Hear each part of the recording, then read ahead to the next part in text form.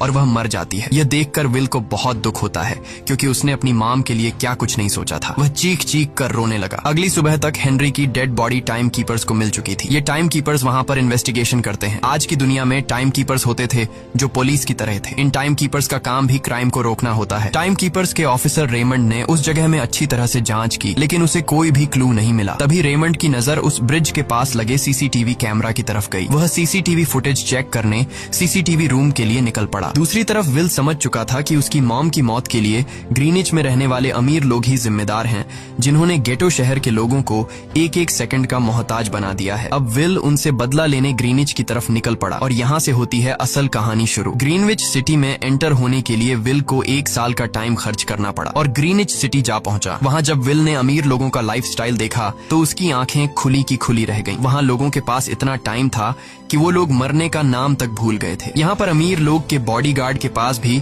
100 साल से भी ज्यादा का टाइम था। ये देखकर विल गुस्से से लाल हो जाता है क्योंकि विल जिस शहर से आया था वहाँ पर लोगों के पास सिर्फ 24 घंटे की जिंदगी थी। विल वहाँ एक महंगे होटल में रुकता है। खाना खाते दौरान एक बहुत ही खूबसूरत लड़की विल को देखती है, जैसे उसे विल पसंद आ गया हो। दूसरी तरफ टाइम कीपर रेमंड हेनरी की मौत के वक्त का सीसीटीवी फुटेज चेक कर रहा था। तभी उसे फुटेज में विल दिखाई देता है। हालांकि कैमरा ने हेनरी को ब्रिज से गिरते हुए रिकॉर्ड नहीं किया था, लेकिन उस फुटेज में विल ब्रिज के पास खड़ा नजर आ रहा था, जिससे रेमंड को विल पर शक होने लगा। इसलिए रेमंड ने अपनी टीम को विल के बारे में जानकारी इकट्ठा करने को कहा। रिसर्च के दौरान टाइम कीपर्स को ये बात पता चल जाती है कि विल नाम का एक आदमी बहुत सारा टाइम खर्च करके ग्रीनविच सिटी में एंटर हो गया है, जिससे रेमंड को यह बात कंफर्म हो जाती है कि विल ने ही हेनरी को मारा है। रेमंड उसी वक्त अपनी टीम के साथ ग्रीनविच शहर की ओर रवाना हो गया। दूसरी ओर ग्रीनविच शहर में विल एक कैसीनो में आया जहाँ कुछ अमीर लोग पोकर खेल रहे थे। विल भी उनके साथ बैठ जाता है। एक नए आदमी को देखकर ये लोग उस पर हंसने लगते हैं, लेकिन विल गैम्बलिंग में माहिर था। आज उसके लिए अमीरों से पैसे निकालने का सबसे अच्छा मौका था। विल ने फिलिप नाम के एक रईस आदमी के साथ पोकर की बाजी खेली। फिलिप यहाँ का सबसे रईस इंसान है। उसके पास खुद का एक टाइम बैंक है जो लोगों को लोन पर टाइम देता है। फिलिप के साथ उसकी डॉटर भी बैठी होती है। यह वही लड़की है जो कुछ देर पहले विल को गौर से देख रही थी। गेम जब शुरू हो जाती है तब विल अपनी लाइफ का सारा टाइम दांव पर लगा देता है और अपनी माइंड के बदौलत वो फिलिप से 1100 साल जीत जाता है। यह देखकर फिलिप की बेटी सिल्विया विल से काफी ज्यादा इम्प्रेस हो जाती है। उसने विल को कल रात अपने घर पार्टी पर इनवाइट किया। फिर अगली शाम विल एक नई नवेली कार खरीदकर फिलिप की पार्टी में जा पहुंचा। वहीं पार्टी के दौरान विल और सिल्विया डांस करने लगते हैं और सिल्विया मन ही मन विल को दिल दे बैठी। वो अपनी दिल की बात विल से करने ही वाली थी कि तभी टाइम कीपर रेमंड अपनी टीम के साथ वहां पहुंचता है और विल को पकड़ लेते हैं। विल को खूनी समझकर सिल्विया भी उससे नाराज हो गई। रेमंड ने सबसे पहले विल का सारा टाइम उससे छीनकर सिर्फ 2 घंटे दिए। उसके बाद वो विल को हेनरी के खून के इल्जाम में गिरफ्तार करने लगा। रेमंड विल से पूछता है कि तुमने हेनरी को क्यों मारा। विल उसे कहता है कि मैंने उसे मारा नहीं था,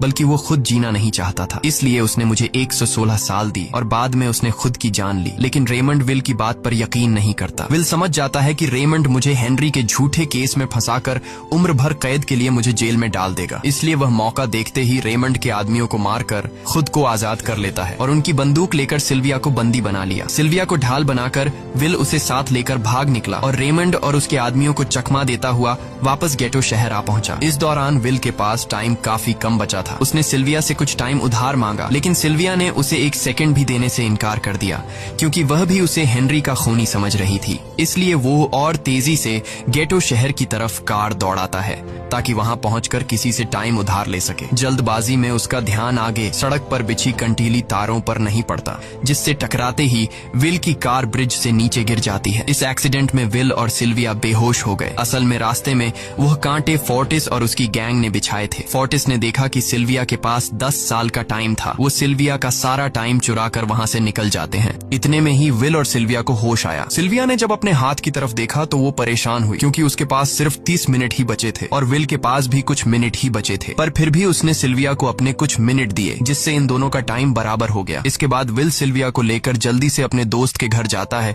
जिसे उसने 10 साल दिए थे। जब उसके दोस्त की वाइफ ने दरवाजा खोला और उसने विल को देखा तो उसने विल से नाराजगी जताते हुए कहा, तुम्हारे दिए हुए 10 साल ने मेरे हस्बैंड की जान ले ली। उसने सारा टाइम शराब में उड़ा दिया, जिससे उसकी मौत हुई। ये सुनकर विल मायूस हो गया, लेकिन अब इन दोनों के पास भी ज्यादा टाइम नहीं था। अगर यह दोनों जल्दी से कुछ नहीं करते तो इनकी भी मौत पक्की थी। तभी विल ने सिल्विया के कानों में ईयरिंग देखी जो हीरे की थी। उसे बेचकर विल और सिल्विया को 2 दिन का टाइम मिल गया। इसके बाद विल सिल्विया को लेकर फोन बूथ पर आया। उसने सिल्विया के पिता फिलिप को कॉल किया और बताया कि उसकी बेटी अब तक सही सलामत है। उस वक्त रेमंड भी फिलिप के पास ही मौजूद था और विल को भी पता था कि रेमंड भी वहाँ मौजूद है। विल ने सिल्विया को छोड़ने के बदले 10,000 साल का टाइम मांगा और वो 10,000 साल टाइम बैंक के जरिए गरीब लोगों में बांटने को कहा और कल सुबह तक का टाइम दिया। हालांकि फिलिप के लिए यह रकम कुछ भी नहीं थी, पर फिलिप किसी भी कीमत पर गरीबों को टाइम नहीं देना चाहता था। इधर विल सिल्विया को अपने घर ले आया, जहां पर दोनों सुबह होने का इंतजार कर रहे थे। इसी दौरान सिल्विया ने विल से पूछा कि उसकी फैमिली कहाँ है। इस पर विल ने बताया कि पिछली रात ही टाइम न होने की वजह से मेरी माँ की डेथ हुई। ये सुनकर सिल्विया को बहुत बुरा लगता है और उसे एहसास होता है कि यहाँ गरीब लोग हर पल मौत के डर में जीते हैं। उन्हें एक दिन का टाइम कमाने में कितनी मेहनत करनी पड़ती है। अगली सुबह बैंक खुलते ही विल और सिल्विया खिड़की से बैंक पर नजर रखने लगे, लेकिन बैंक ने गरीबों में टाइम नहीं बांटा। सिल्विया यह देखकर बहुत मायूस हो गई कि टाइम के आगे उसके पिता के लिए अपनी बेटी की भी कोई कीमत नहीं थी। अब सिल्विया को समझ आ गया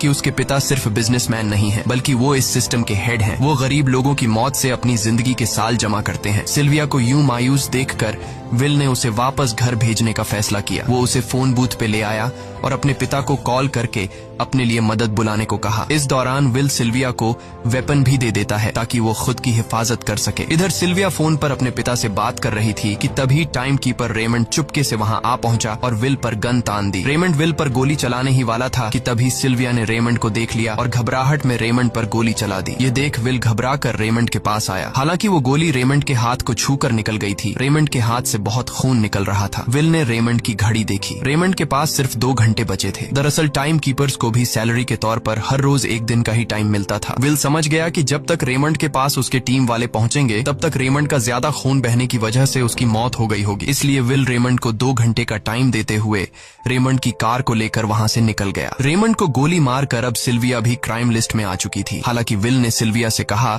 कि वो अभी इन सब से निकल सकती है, लेकिन ग्रीनिच में सिल्विया की जिंदगी पिंजरे में कैद पंछी की तरह थी। उसके पिता फिलिप ने उस पर बहुत सारी पाबंदियां लगा दी थी, पर यहाँ आकर उसे आजादी का एहसास हो रहा था, क्योंकि यहाँ वो अपनी मर्जी की मालिक थी और सिल्विया समझ जाती है कि यहाँ पर लोगों के साथ गलत हो रहा है। अब वह भी गरीबों को उनका हक दिलाने में विल के साथ थी। विल और सिल्विया ने मिलकर अमीरों को लूटना शुरू कर दिया। सिल्विया, जो कि ग्रीनिच सिटी के चप्पे चप्पे से वाकिफ थी, इसलिए इन दोनों ने प्लान बनाया कि वो ग्रीनिच सिटी में बैंक से टाइम कैप्सूल चुराएंगे और उनको गरीबों में बांट देंगे। सिल्विया ने सबसे पहले अपने पिता फिलिप के कई सारे बैंक्स में डाका डाला, क्योंकि फिलिप ने गरीबों की मौत से वह सारा टाइम इकट्ठा किया था। इन दोनों ने तिजोरी से सभी टाइम कैप्सूल एक बैग में पैक करके वहां से निकल गए और उन्हें गरीबों में बांटने लगे। इतनी बड़ी चोरी करने के बाद अब सरकार भी इन दोनों से तंग आ चुका था, इसीलिए सरकार ने इन दोनों के सर पर 10 साल का टाइम इनाम रख दिया। ये खबर सुनते ही गैंगस्टर फोर्टिस अब इन दोनों को कुत्ते की तरह ढूंढने लगा, लेकिन विल और सिल्विया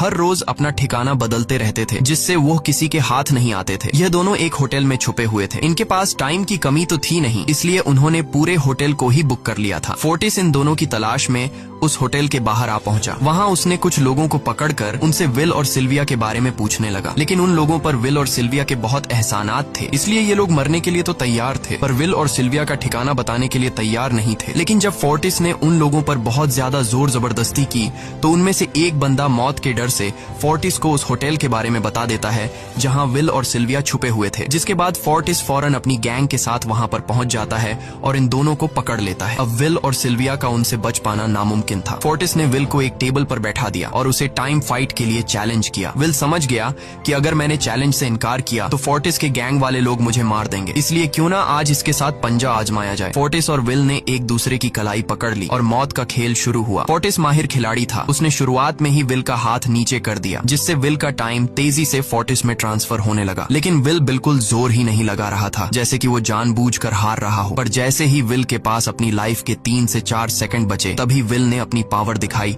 और एक झटके से फोर्टिस का हाथ नीचे कर दिया। फोर्टिस की आंखें खुली की खुली रह गईं। वो पूरा जोर लगाकर अपना हाथ ऊपर करने की कोशिश कर रहा था, लेकिन विल की ताकत के आगे वो ढीला पड़ चुका था। ये देख फोर्टिस के आदमियों का ध्यान फोर्टिस की घड़ी पर अटक गया। अब उनका बॉस मरने वाला था। इतने में ही मौका पाकर विल ने अपने जूते से गन निकाली और पलक झपकते ही फोर्टिस के सारे आदमियों को शूट कर दिया, क्योंकि अगर वो ऐसा नहीं करता तो वो लोग उसे मार देते। इसी के साथ फोर्टिस का टाइम 0 हो गया और वह भी मारा गया। विल और सिल्विया जल्दी से वहां से भाग निकले। इसी दौरान उन्होंने देखा कि अमीरों ने सारा खेल पलट दिया था। विल और सिल्विया ने गरीबों में जितना भी टाइम बांटा था उसकी वैल्यू अब कुछ भी नहीं रही थी, क्योंकि अमीरों ने महंगाई के दर को कई गुना बढ़ा दिया था। यह देख विल हारा हुआ महसूस करने लगा और उसे लगा कि मैं कभी भी इन गरीबों को उनका हक नहीं दिला सकूंगा। उसने सिल्विया से कहा कि अब सब खत्म हो चुका है। अगर वो लोगों में 1000 साल भी बांट दें तो अमीर लोग महंगाई को और ज्यादा बढ़ा देंगे, जिससे लोगों की हालत कभी नहीं सुधर पाएगी। सिल्विया ने कहा कि कोई तो रास्ता होगा। इस पर विल ने कहा कि हमें लाखों साल चुराकर इन लोगों को देने होंगे, तब जाकर हम लोग महंगाई को कंट्रोल कर सकते हैं। हालांकि यह इतना आसान नहीं था, पर सिल्विया ने इसके लिए एक प्लान सोच रखा था। अगली ही सुबह जब फिलिप अपने बॉडीगार्ड्स के साथ ऑफिस पहुंचा, तभी सिल्विया वहां आई और उसने अपने पिता से कहा कि वो सरेंडर करना चाहती है। तब सारे गार्ड्स ने सिल्विया पर गन तान दी, लेकिन तभी वहां पीछे से